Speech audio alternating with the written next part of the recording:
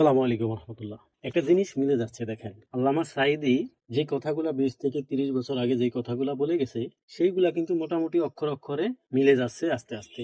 তো গত বছর যে আমাদের একজন বীর মারা গেল, যে শহীদ শরীফ ওসমান বিন হাদি ভাই, তিনি যে কথাগুলা বলে গেছেন সেইগুলো কিন্তু অক্ষর অক্ষরে পালন হচ্ছে, মিলে যাচ্ছে ঘটনাগুলা। বুঝতে পারতেছেন কি হচ্ছে দেশে? মানুষ, এই সকল মানুষের জন্য কেন কান্না করে, কেন তাদেরকে মিস করে মানুষ?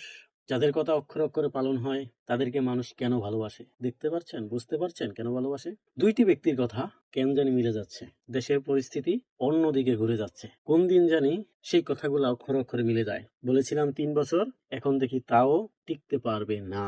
তাকে যে হত্যা করেছে সে হত্যাকারী ভারতে ধরা পড়ার পর আরেকজন ব্যক্তি অসুস্থ হয়ে বিদেশে যাওয়ার নাম দিয়ে আরেক দেশে গিয়ে লুকায়ে আছে। এখন তাকে খুঁজে পাওয়া যাচ্ছে না। তো একজন ভাই, তিনি $10,000 ঘোষণা করেছে, যদি কেউ প্রমাণ করতে পারেন যে মির্জাফর ও মির্জা সাহেব তিনি সিঙ্গাপুর আছে, তাহলে আমি তাকে $10,000 পুরস্কৃত করব।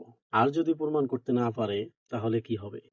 আমার ভাই কইছিল জান দিব, কিন্তু কিন্তু এখন আর দিব না। এর লেখা কি আপনারা আমার ভাইয়ের জানটাই দিয়ে দিলেন? আমার ভাই কইছিল তারে যদি কেউ মারে এই বাংলাদেশের মাটিতে যদি তার বিচারটা আপনারা করেন। কই আপনারা কি এখনো পারছেন তার বিচার করতে? না না না না, আপনারা এখনো পারেন নাই তার বিচার করতে। আপনারা যদি পারতেন আমার ভাইয়ের গায়ে ময়ূর বাড়ি মারতেন। আজ কয়টা দিন হয়ে গেল আপনারা এখনো পারেন নাই তার বিচার করতে।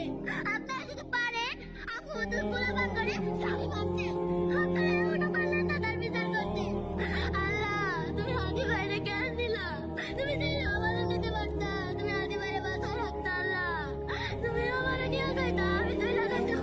এরকম নিজের জীবন নিয়েও হাদিকে বাঁচিয়ে রাখার জন্য হাজার হাজার মানুষ, যে তুমি আমাকে কেন রেখেছো, আমাকে নিয়ে যাও, তবুও তুমি হাদিকে ফেরত দাও, কারণ আমার দ্বারায় দেশের কোনো উপকার হচ্ছে না।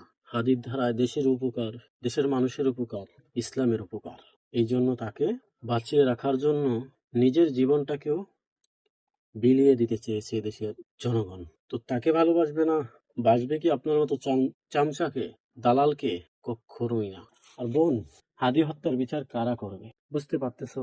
নিজের বিচার কি নিজে করতে পারে?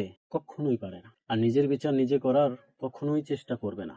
যদি এটা ইসলামিক শাসন ব্যবস্থা হইতো, তাহলে যে অন্যায় করত সে নিজে এসেই বলতো, আমি অন্যায় করেছি, এটার বিচার ইসলামিক আইন হিসাবে করুন, যাতে পরকালে আমি ক্ষমা পাই। সেই ব্যবস্থা থাকলে আজকে হাদি হত্যার বিচার চাওয়া লাগতো না, হত্যাকারী নিজেই তার বিচার চাইতো। আমি ভুল করেছি, আমাকে শাস্তি দেন।